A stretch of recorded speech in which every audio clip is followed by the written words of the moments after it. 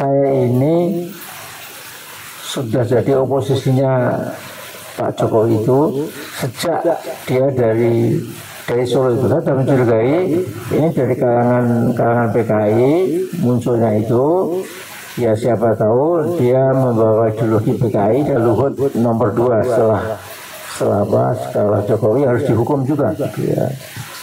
Ini sudah 30.000 berapa itu.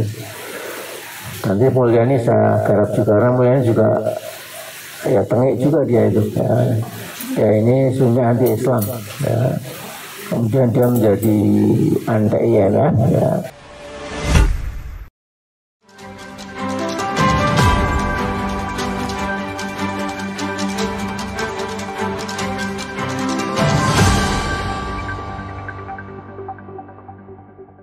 Racikan Berita 1.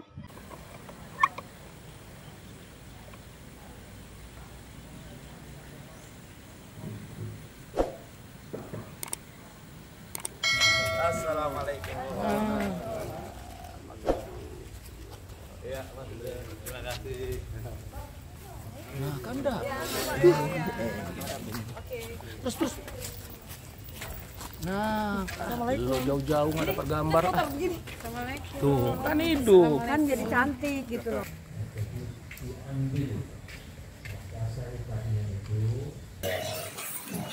Semua yang melibatkan waktu ya berapa 1 jam barangkali maksimal untuk berdialog, tukar pikiran,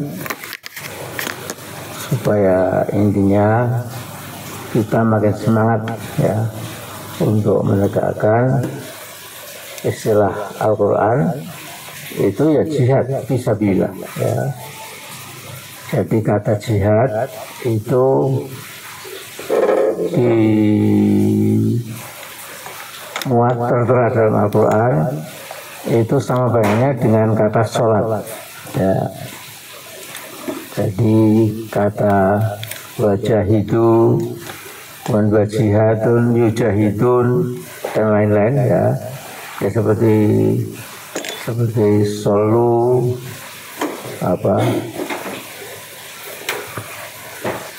dan lain-lain lah ya, kata-kata dalam bahasa Arab itu ya. Itu menunjukkan bahwa memang betapa pentingnya jihad itu dalam agama kita ya. Nah, saya tidak atau belum ya sampai ke tataran ulama yang sudah hebat ya. Saya cuma ya baca Quran, baca sunnah, kemudian baca beberapa riwayat itu. Jadi sampai-sampai ada sebagian ulama itu yang mencoba menerobos hadis Nabi itu ya. Nabi itu rukun Islam cuma 5 ya. Jadi waktu malaikat yang merupakan dirinya sebagai seorang yang bepergian kelihatan laki-laki berwajah lesu, rambutnya morat-marit karena dalam perjalanan yang jauh di padang pasir. Kebetulan waktu itu Nabi sedang duduk dikelilingi para sahabatnya ya.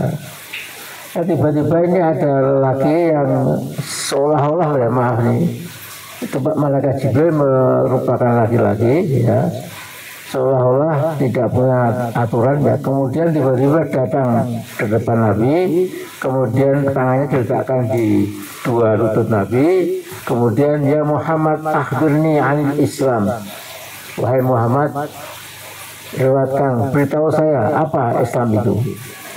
Nah, persis saya mengatakan Islamu anta budallah, al-Islamu anta syada Allah ilaha illallah wa Muhammad Rasulullah ya. Dan wa tuqimas shalah, syahadat, zakat, kemudian wa tasum Ramadan ya, kemudian buat kemudian sebentar waktu fikuna filah ya, berinfak, bayar zakat dan lain-lain ya. dan hujjal baida istata'a ilaihi sabila, dan kamu tegakkan sholat selama kamu mampu, kamu tunaikan haji, masih ngantuk saya, dan haji selama kamu mampu untuk membayar haji itu ya. Kemudian sodakta, betul kamu gitu. Jadi tanya, tapi kemudian membetulkan ya. Dan akhirnya alil iman, kemudian akhirnya alil ihsan. Jadi Islam, iman, ihsan itu ditanyakan malaikat Jibril kepada Nabi ya. Nah karena itu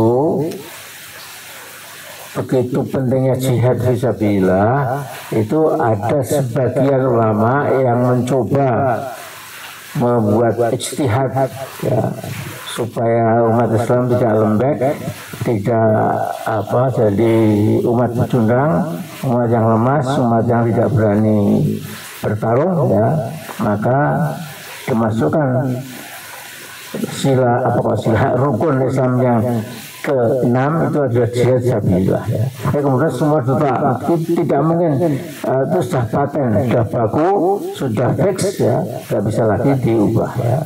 Tapi intinya adalah ya, memang agama Islam dipradani jihadnya itu lantas menjadi agama yang rutin, yang routinized religion ya. Jadi bisa menyangka asal sudah syahadat, sudah sholat, sudah zakat, sudah puasa, sudah naik haji, ya sudah, seolah-olah kunci surga sudah di tangan. Ya. Nah itu tentu sama sekali keliru ya, karena dalam kenyataan agama Islam ajarannya di minus jihadnya itu kemudian jadi agama yang kurang berwibawa, agama yang kemudian tadi rutin ya, tidak ingin melakukan change atau perubahan ya. Padahal kita tahu setiap rezim atau pemerintahan yang sudah merasa kuat, stabil, itu mesti mempertahankan status quo ya. Jadi status quo itu menjadi pegangan ideologis dari rezim yang zalim ya. Untuk menggebrak status quo itu tentu tidak bisa hanya dengan misalnya pengajian atau khutbah Jumat atau omon-omon ya, tidak bisa ya, kecuali dengan tenaga gerakan ya, kemudian sampai mengorbankan amwal dan anfus ya, mengorbankan harta maupun nyawa ya. Nah tapi dalam surat At-Taubah ayat 111 ya, itu Allah menunjukkan bahwa sesungguhnya mendahulukan anfus daripada amwal itu juga kewajiban kita ya. Jadi jihad itu total. Kalau perlu jiwa kita pun ya, yaitu kita gadekan untuk untuk surga gitu ya. Nah memang kenyataannya kewajiban jihad itu memang tidak begitu disosialisasikan, tidak dimasyarakatkan baik oleh ulama sendiri ya, maupun para penguasa. Jadi penguasa itu juga ngeri kalau dengan jihad ya. Wah, saya sudah enak-enak bisa mengeksploitasi kekayaan di negara saya lewat berbagai peraturan. Nanti kalau jihad dipergiat gitu, bisa-bisa saya saya jadi sasaran ya. Nah, makanya ulama-ulama Saudi itu paling takut ya kalau ulama bicara soal jihad ya. Sehingga kalau kita klik di YouTube YouTube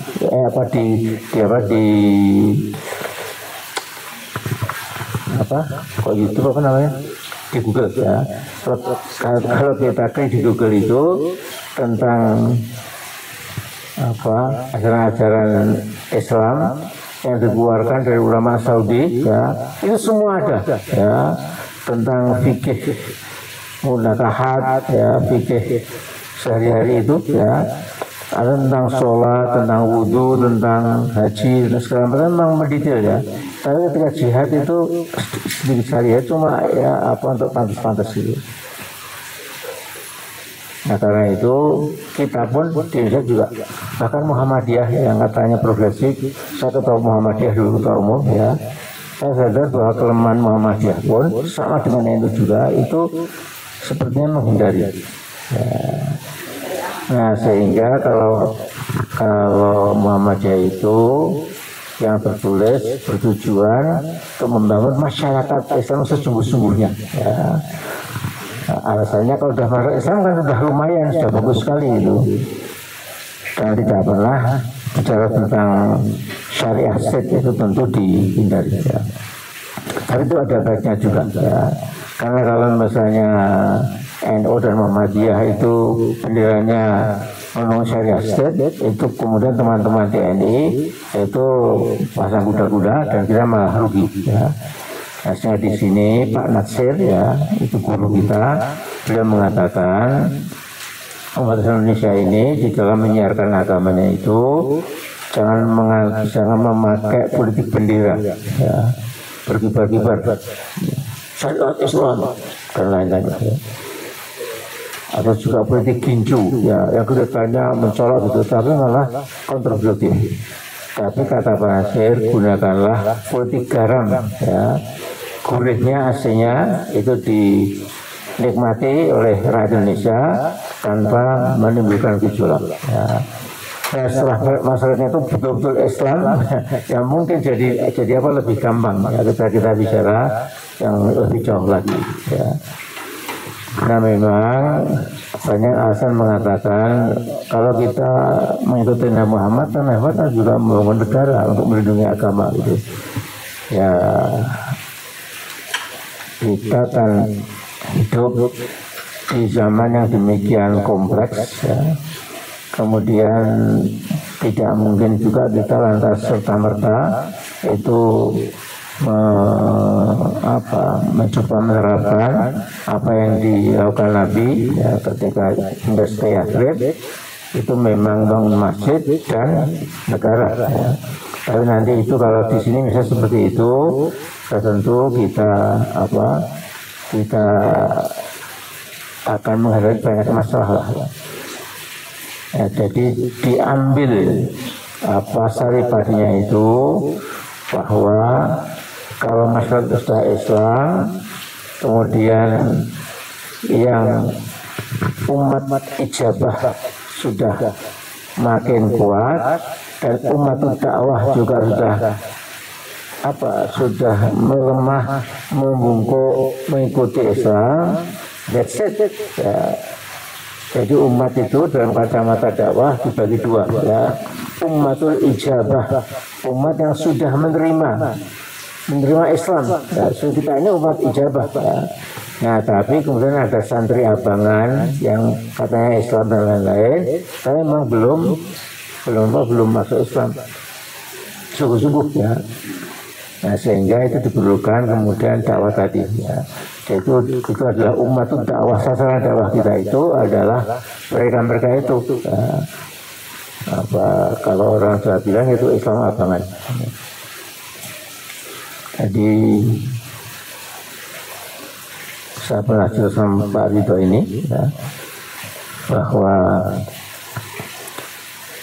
Pak R. Farudin itu, ya, ketua Muhammadiyah yang sangat populer, ya, itu beliau menceritakan pengalamannya ketika beliau masuk kampung-kampung, ya, itu pada pengajian bahasa Jawa, ya, dan Pak R. tanya kepada audiensnya, apa bapak-bapak, ibu-ibu sudah tahu rukun Islam? Wah, belum tahu Pak R. rukun Islam belum tahu. Yang tahu kami rukun tetangga dan rukun kampung, katanya, ya. Nah kemudian diterangkan satu demi satu lah rukun Islam itu apa. Ini sekedar catatan. Nah sekarang kembali ke Indonesia kita sekarang ini, ya. Jadi saya sudah mengamati lama. Jadi gini, saya ini sudah jadi oposisinya Pak Jokowi itu sejak dia dari Solo itu. Saya mencurigai ini dari kalangan PKI munculnya itu, ya siapa tahu dia membawa ideologi PKI dan kayaknya kan memang juga membela PKI ya. Jadi secara resmi panutan dia itu meminta maaf pada PKI ya. Itu luar biasa, mestinya kan apa malah minta tanggung jawab PKI ya. Nah jadi ini memang harus dihukum ya. Saya sudah buat konten itu ya, sudah pantas hukum mati ya, dengan segala macam argumen gitu. Dan sudah diperiksa 92.000 nah, itu sudah viral. Nah kemudian saya sudah keluarkan juga Luhut nomor 2 setelah Jokowi harus dihukum juga gitu ya. Ini sudah 30.000 berapa itu. Nanti Mulyani saya garap juga, karena Mulyani juga ya tengik juga dia itu ya ini sebenarnya anti Islam ya. Kemudian dia menjadi anti IMF ya, bekerja untuk asing ya, bukan untuk bangsa sendiri. Untuk sekarang kita punya Pak Purbaya ya, semua yang disembunyikan oleh si Mulyani itu sekarang dibongkar ya. Jadi memang insya Allah baik ya. Nah, saya kira itu. Kemudian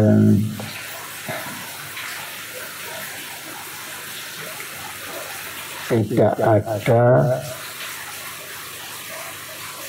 panen cukup panen raya ya, yang bisa kita petik kecuali kalau kita memang susah payah ya untuk memilih bibit yang bagus ya, untuk menyiangi rumput-rumput ya, untuk memberikan pupuk ya, air dan lain-lain. Panennya itu jadi panen yang hebat ya. Nah ini analoginya dalam perjuangan ya, kita memang tidak bisa satu hari gebrak kemudian selesai ya. Tetapi tentu ada fase-fase ya. Jadi fase pemetaan ya.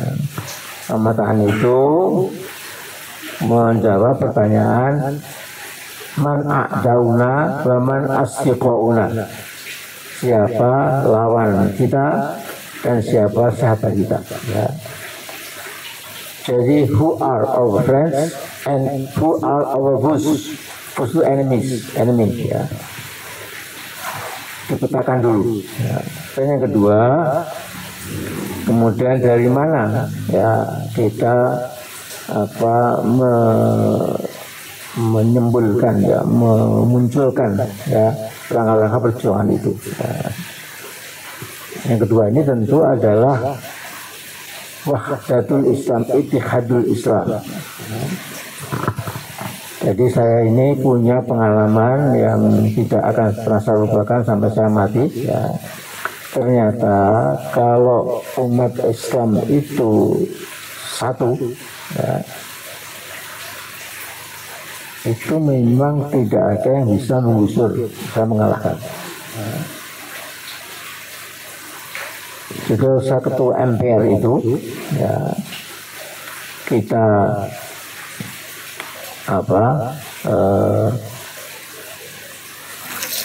mengagendakan ya, supaya negeri yang kita cintai ini itu tidak semerat politiknya, maka kita sidang istimewa ya. Sidang istimewa itu saya pikir sampai 1-2 jam ya. Ternyata cuma 11 menit selesai ya.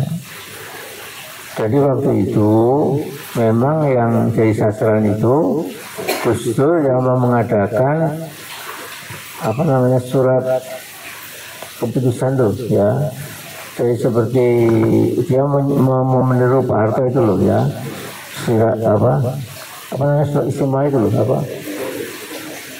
dekretnya ya, mau berdekret ya.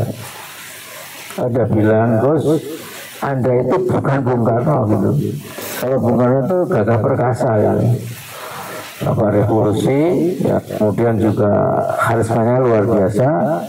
Jadi kalau buat dekret tuh orang dengarkan dan dijalankan. Nggak bisa kan, saya juga presiden ya, tapi lain gitu. Presiden lain, levelnya, kualitasnya, size ukuran leadershipnya itu lain gitu. Tapi dia nekat saja. Ya, kemudian terjadilah apa yang terjadi. Ya.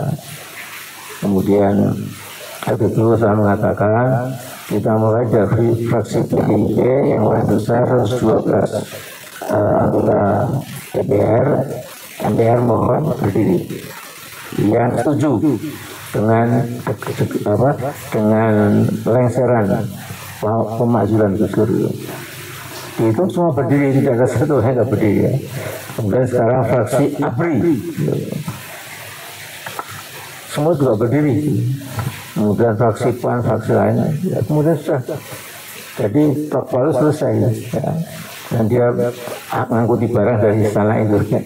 Kemudian waktu dia masih belum percaya, ya masa saya dilengserkan, itu kan cuma kata Amin Rais dan lain.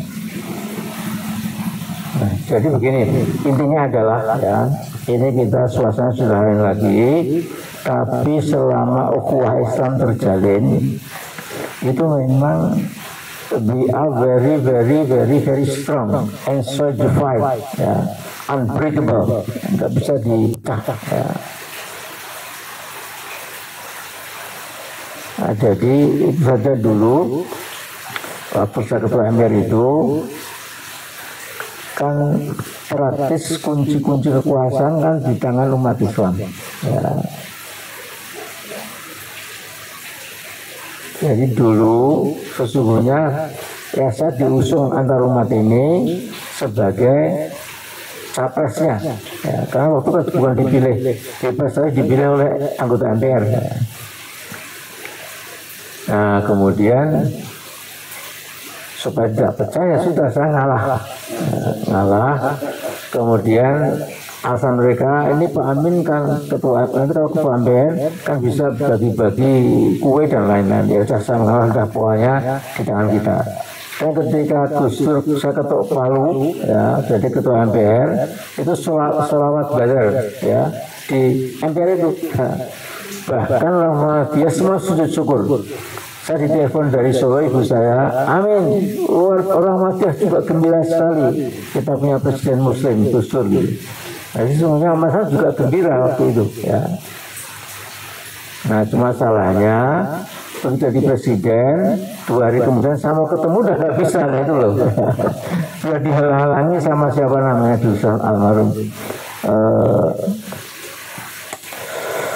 Siapa? Ratih siapa itu? Tidak bisa Pak Amin itu. Sibuk sekali. Sekarang sudah. Oh iya bisa Pak itu. Saya bilang Gus, Anda ini baru 3 hari sudah pasang kuda-kuda masa. Nah, dia cuma saya cuma jawabannya cuma ngeles-ngeles itu ya. Ya akhirnya memang kemudian di kediaman ketua MPR ya, bukan di MPR-nya ya, itu semua datang kecuali PKB ya. Bagaimana Gus Dur ini sudah Pak lengserkan ya sudah gitu, makanya ketuk Palu ya. Nah, jadi sekarang ini yang ke depan ya memang menurut saya Gibran sudah tidak ada chance ya. Sebenarnya itu Budiva atau Pak Resoryo atau Pak Resmoan itu bisa menerangkan ya. Karena yang aneh tapi nyata itu ada 2 hal ya. Ada orang bernama siapa yang notaris, yang advokat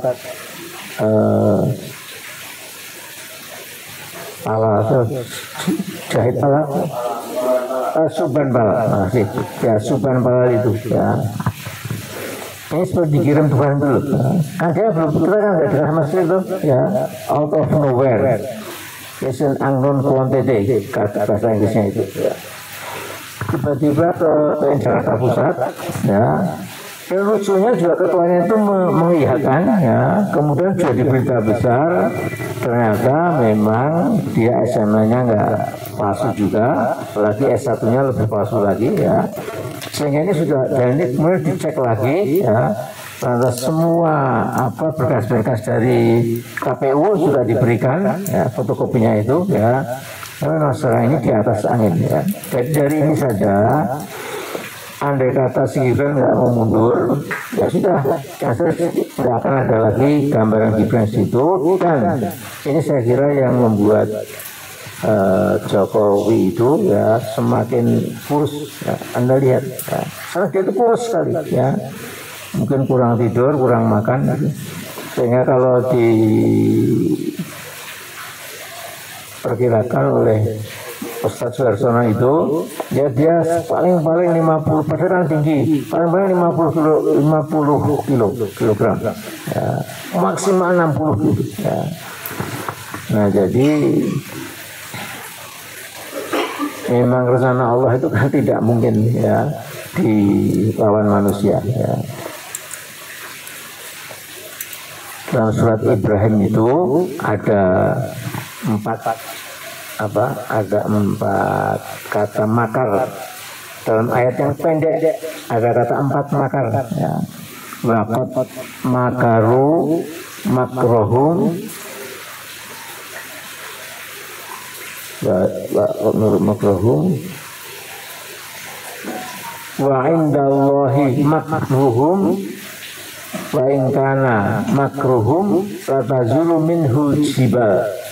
Jadi makruhum wa in kana makruhum latazulu minhu jibal ya. Jadi sungguh orang-orang yang benci kepada kebenaran itu sudah memakarkan makarnya. Laqad makaru makruhum wa in kana makruhum indallah. Karena indallahi makruhum. Adapun makar mereka sudah di tangan Allah, genggaman Allah. Ya.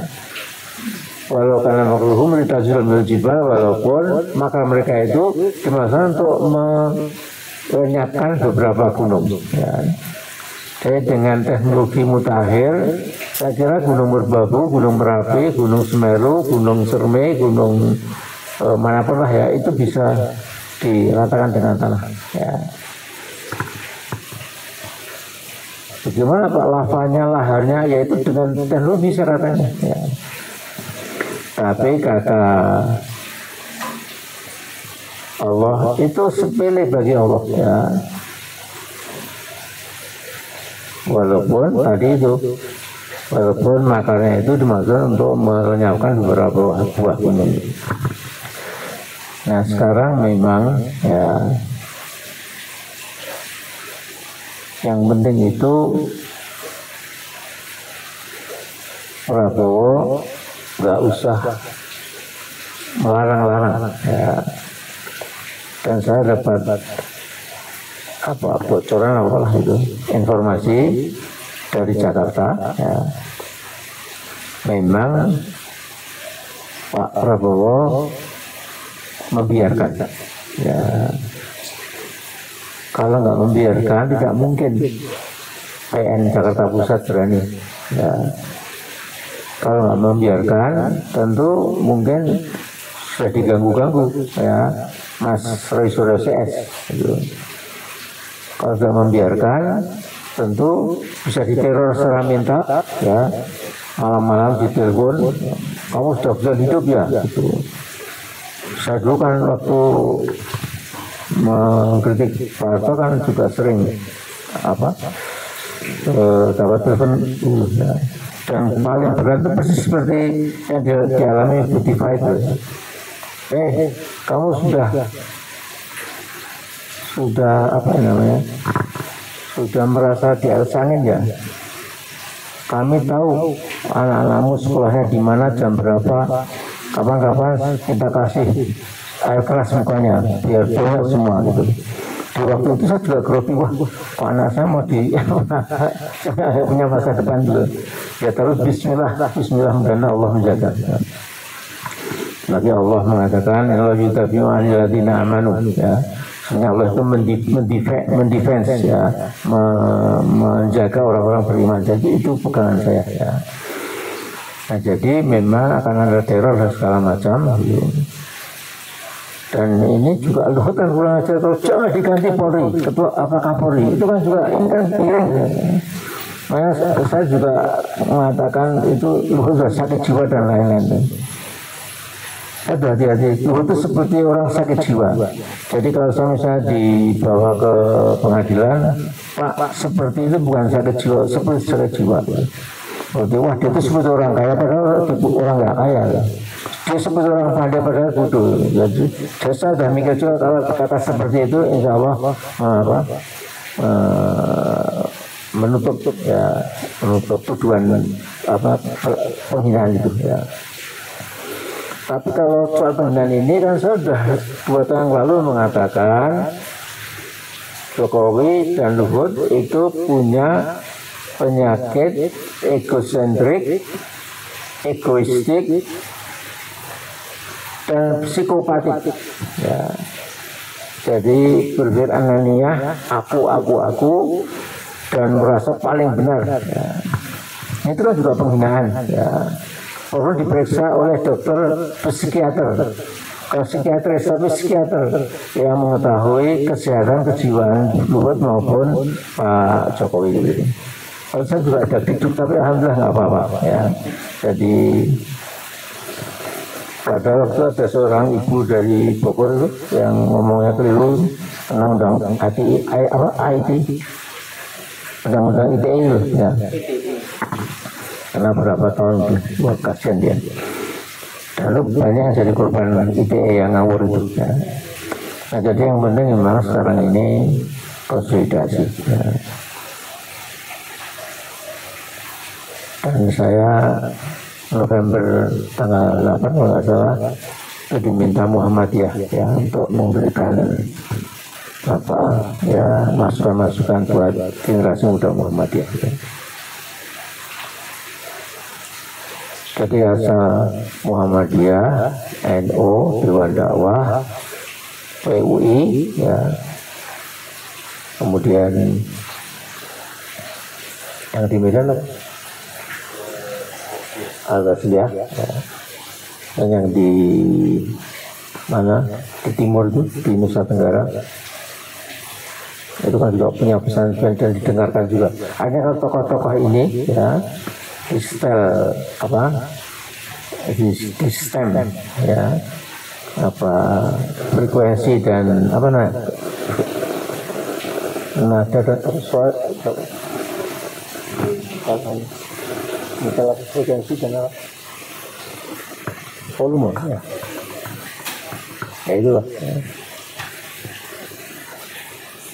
Mudah-mudahan sama hidup ya bisa melihat seperti dulu Pak Nasir kan bilang mudah-mudahan saya masih hidup ketika Soeharto diturunkan.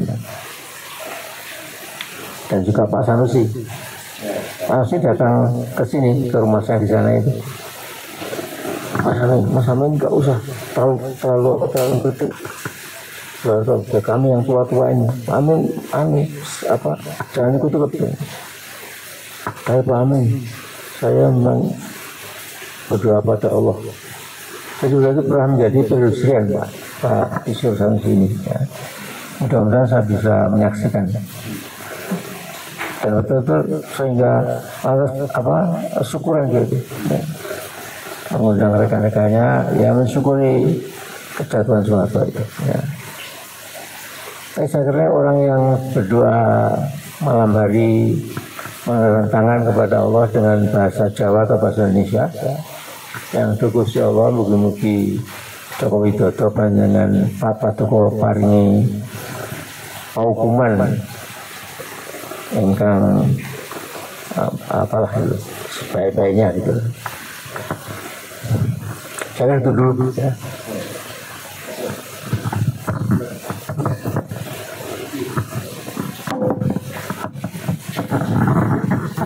Assalamualaikum warahmatullahi wabarakatuh. Subhanaka la ilma lana illa ma 'allamtana innaka antal alimul hakim. pada pagi hari ini kita sangat bersyukur dan berbahagia, tidak menyangka bisa bertemu di kediaman Bapak Amin Rais, orang yang kita kenal bukan saja sebagai Bapak bangsa, tetapi Bapak reformasi, itu tidak bisa dipungkiri. Oleh karenanya tepat kita pada pagi hari ini, paling tidak kita ada empat pimpinan atau 4 kelompok. Ada ARM, Aliansi Rakyat Menggugat. Jadi yang dipimpin oleh emak-emak yang selalu aktif, yang tidak punya capek turun ke Sarinah terus setiap minggu. Kemudian ada kelompok YouTuber perjuangan. Jadi banyak YouTuber kita ini bergabung betul-betul bukan hanya sekedar mencari informasi, tapi melakukan perjuangan-perjuangan. Hampir 18 kelompok YouTuber gitu. Kemudian ada didampingi seorang presiden juga, presiden pejabat Babang Eka Jaya, yang dikenal sebagai di Jawara pengacara. Pengacara. Kita diundang oleh masyarakat Solo. Mereka menggelar mimbar rakyat yang selama ini mungkin masih belum berani-berani, karena masih mungkin mengalir keuangan Jokowi masih ketermul-termul ini masih, tetapi mereka kemarin berani mengatakan itu, dan tokoh-tokoh Solo tumplek semua, dan kita dari Jakarta juga. Memang berubah-ubah. Awalnya di mana? Di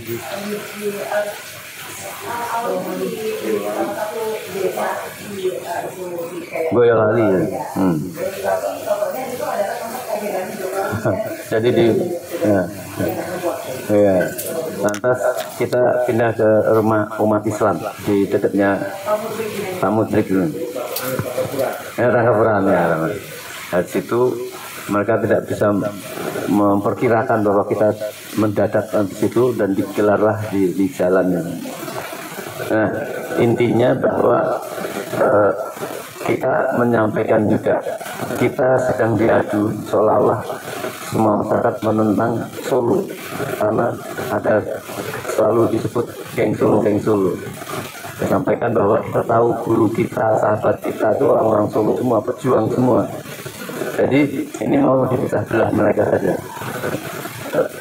Maka kita bersama, dan ada satu teriakan yang memang untuk target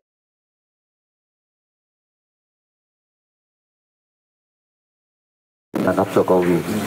Jadi itu yang nampaknya menjadi concern, di mana 2 minggu yang lalu kita juga sempat mengepung KPK untuk meminta keberanian harus menangkap dan adili Jokowi, karena bukti-bukti pengakuan dari menteri-menteri yang kena itu, termasuk Tom Lembong, termasuk Direktur Pertamina Karen itu, dia menyatakan bahwa dia setor kepada Jokowi, dan ini adalah perintah jabatan. Nah, kalau KPK tidak mau melakukan, maka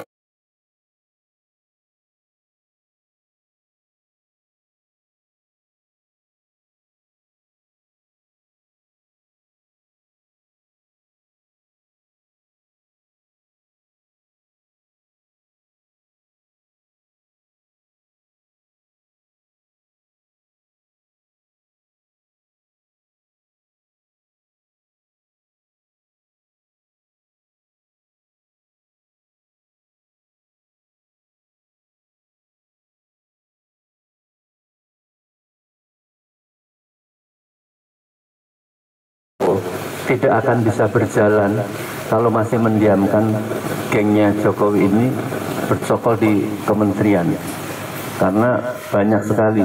Kemarin terakhir Prabowo menyatakan bahwa negara sudah dirugikan macam-macam, di belakangnya ada Menteri Bahlil itu kayak ngeledek, dia nyobet-nyobet tangan temennya itu. Ini kan sangat, kemarahan rakyat itu mengkerucutkan bahwa Prabowo harus melakukan satu perbaikan kalau ingin perjalanan ini termasuk masalah ijazah itu. Kita dilarang-larang untuk berhenti mempertanyakan ijazah.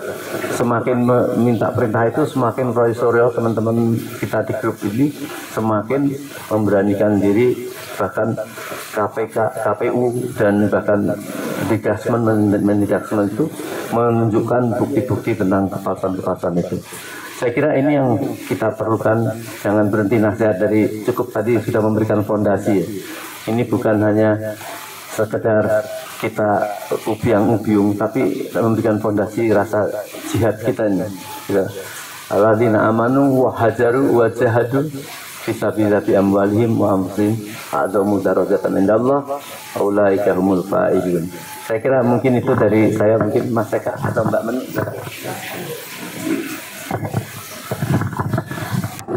Assalamualaikum warahmatullahi wabarakatuh.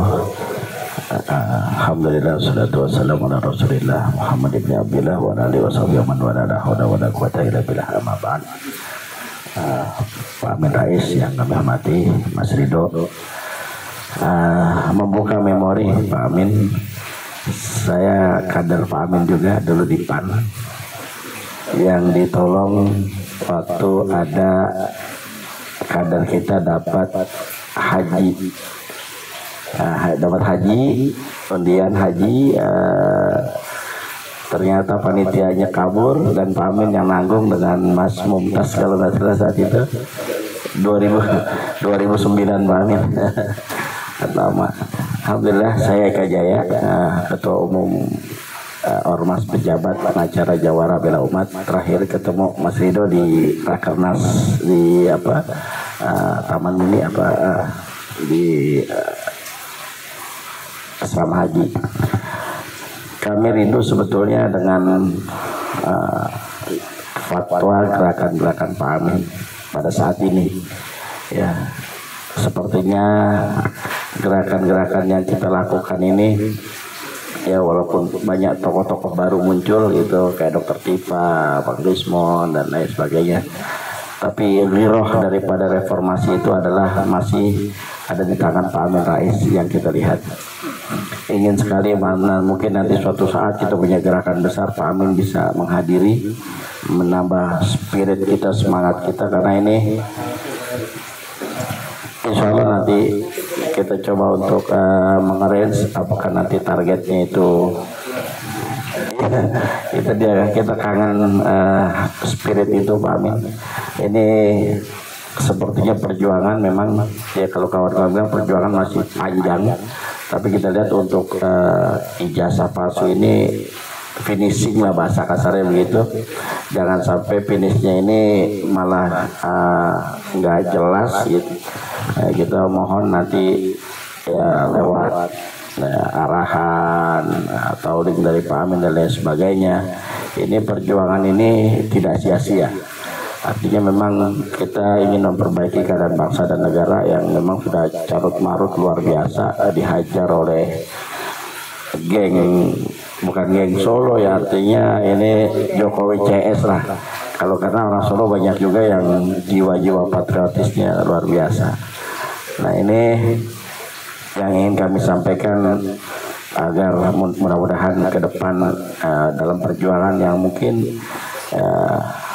ya kalau dibilang sesaat lagi ya wallahu a'lam bishawab, kita tidak bisa mendahulukan kehendak Allah, tapi kita sudah melihat bagaimana muncul pertolongan Allah ini ya, subhan falal sudah kita keluar bahasanya seperti itu, walaupun dan juga dari KPU sudah berani memberikan ijazah dokumen yang sudah kita harapkan, dan juga banyak dari kawan-kawan mereka juga sendiri yang sudah membuka diri.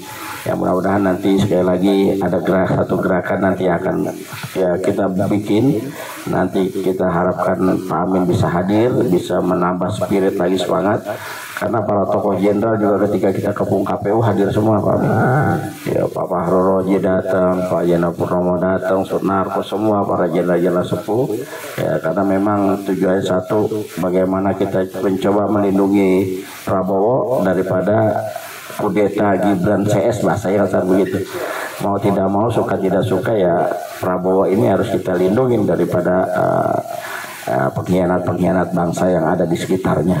Ya mungkin Pak Amin lebih paham situasi kondisi yang ada di sekeliling Prabowo seperti apa. Ya mudah-mudahan Prabowo diberi kekuatan, keistiqomahan, ya bisa untuk melawan daripada Jokowi CS lah bahasa kasar gitu, geng Mulyono CS ini, biar kita ini bisa lebih makmur negara kita, karena dirampok dan dirampas oleh mereka ini oligarki luar biasa.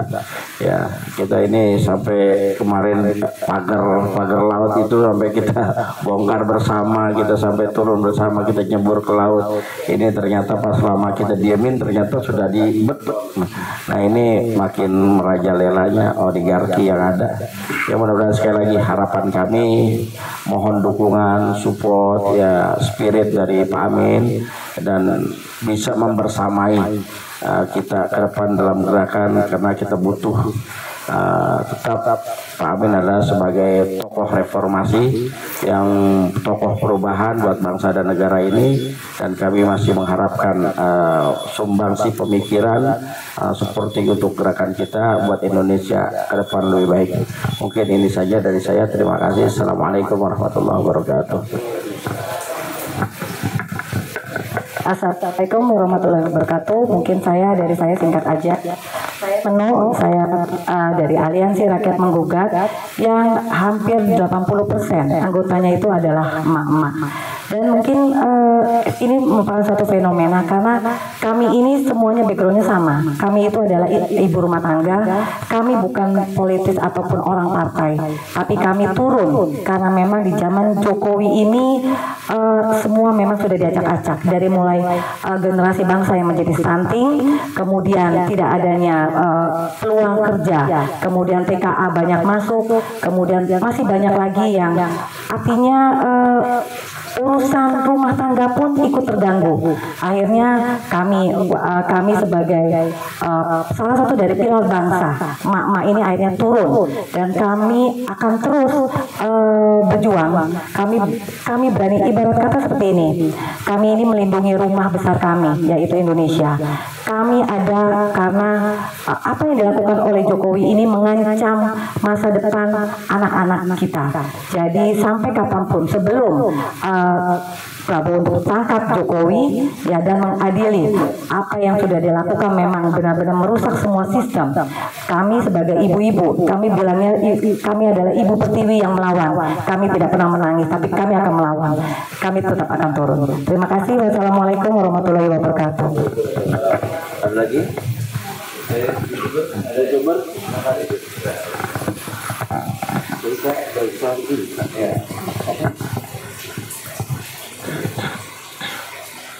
Jadi saya dulu hari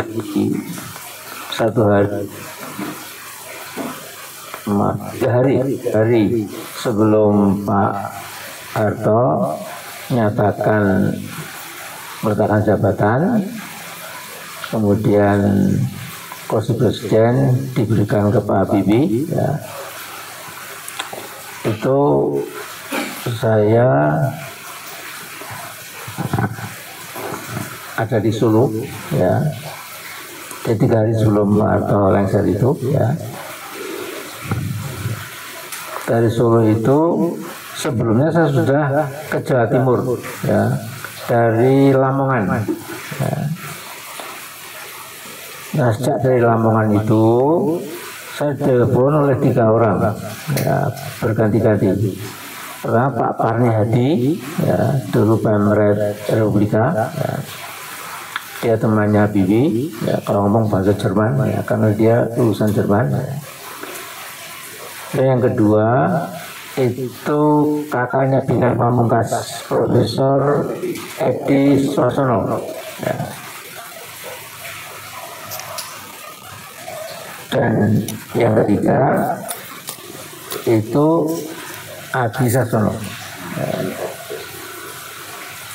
Sejak dari Madiun saya sudah telepon oleh Pak Hadi, Mas, ada di mana?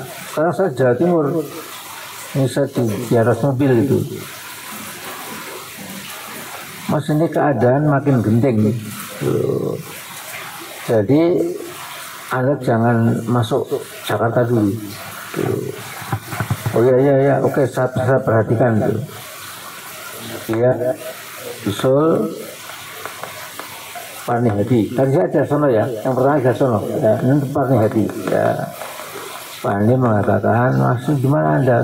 Saya di dalam perjalanan menuju ke pulang ke Solo. Gitu. Saya juga bilang, Mas jangan Mas, begitu Anda masuk ditangkap loh. Gitu. Ya udah saya perhatikan, saya bilang itu. Nah, bulan terakhir itu dari Profesor Jasono, Mas, ini penting sekali, ini A1, jadi mereka nggak peduli bahwa tokoh Muhammadiyah apapun, pokoknya nggak peduli akan ditangkap. Nah, sampai di situ saya cerai ibu saya. Ibu saya itu mau ke Jakarta, tapi sahabat-sahabat saya mengatakan jangan, nanti saya ditangkap. Nah, ibu saya bilang, memang saya perhatikan kamu ini kan terlalu berani dengan Pak Harto gitu. Jadi Pak Harto itu seperti di tempat yang tinggi, ada pakai galah itu ngogrok-grok Pak Harto, makanya kan dia marah gitu. Tetapi kalau pergi saya bismillah, Allah melindungi gitu. Saya berangkat. Nah, saya berangkat, punya ibunda yang mendorong itu. Kemudian ini yang saya sampaikan ya, dari Cengkareng itu saya menawar beberapa taksi yang sudah sebetulnya nggak mau ke Jakarta karena memang sudah hitam Jakarta itu. Karena apa? Nah ini banyaknya ban dibakar di berbagai perempatan jalan. Dan ternyata ban itu bukan tradisi Indonesia, itu tradisi negara-negara Rusia, menggulingkan. Ya. Jadi kalau menggulingkan itu, kalau sudah keluar dari kampung ya berjubel Ganyang Soeharto, memang kemudian aparat juga berpikir ulang, Bang, masa mau nembak ya, walaupun paling atau tembak di tempat mungkin karena dia kan nembak raja sendiri gitu ya. Tetapi intinya adalah jadi itu kan hitam, kalau nanti ya atau diturut karena itu ban itu memang menumbuhkan rasa revolusioner. Ya. Kalau begini dingin angin berembus itu kan ya bisa teriak-teriak ya bisa, tapi tidak seperti kalau jalan-jalan itu semua pembakaran ban ya. Dan ini kan murah kan, ban kan kemana-mana kan murah itu, tinggal 4 atau 5 aja dikasih ban itu nanti sudah semua gitu ya. Itu nanti akan menimbulkan refuse situation ya, condition ya. Itu yang saya alami dulu ya. Sehingga waktu saya mau kantor Muhammadiyah dari Cengkareng itu sekretari nggak ada berani, Pak, Bapak ada sini ke sana Pak, gimana gitu. Karena nanti ngamuk, bisa-bisa taksi saya rusak. Nah, soalnya ini kesepakatan. Kita saya tahu Bapak Amin Rais Ketua Muhammadiyah gitu. Nanti kalau sampai rusak, sampai pecah kacanya, udah saya berikan berapa sih harganya? Wah mahal Pak, berapa ratus juta? Udah gak ada masalah, saya punya uang itu. Gitu. Nah saya naik ya mau ke Muhammadiyah itu lewat Senen dulu. Pada terjadi lewat Senen. Kan anak-anak muda pakai tongkat sebelum bergembira sekali dong. Waktu mau turun dulu ya. Ada yang bilang, wah menangis sampai keluar sudah. Oh, di atas itu loh. Terus katanya kanan kiri pecah semua. Bukan kaca yang depan itu bukan ya. Kemudian udah ringsek lah gitu. Terus dia bilang, dek, saya mau pergi ini. Terus malah pinggir Pak Amin ada kepentingan buat pergi gitu. Nah sampai di PP ya, kemudian memang saya konsekuen lah gitu. Sudah jadi ini berapapun, ini tetap milik kamu, saya beliin yang baru. Saya kirim ke rekening kamu, yang rekening ada Pak, dia punya rekening gitu. Insya Allah besok lagi ya Pak. Nah, poin saya bukan rekening itu, poin saya itu kalau bahan dibakar ya, itu di Moldavia, di mana ada negara Kazakhstan, Uzbekistan apa itu memang itu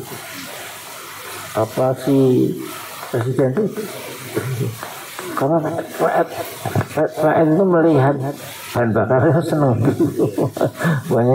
ini adalah tanda perubahan, kira-kira seperti itu. Cuma itu masukan saya.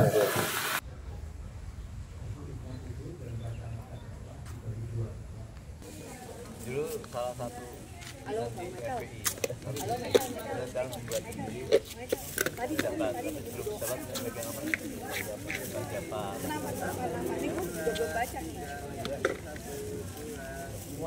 ya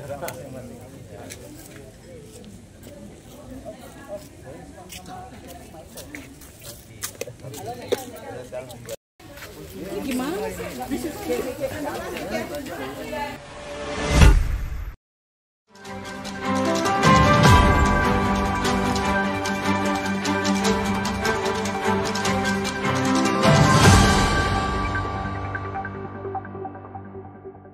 Racikan Berita 1.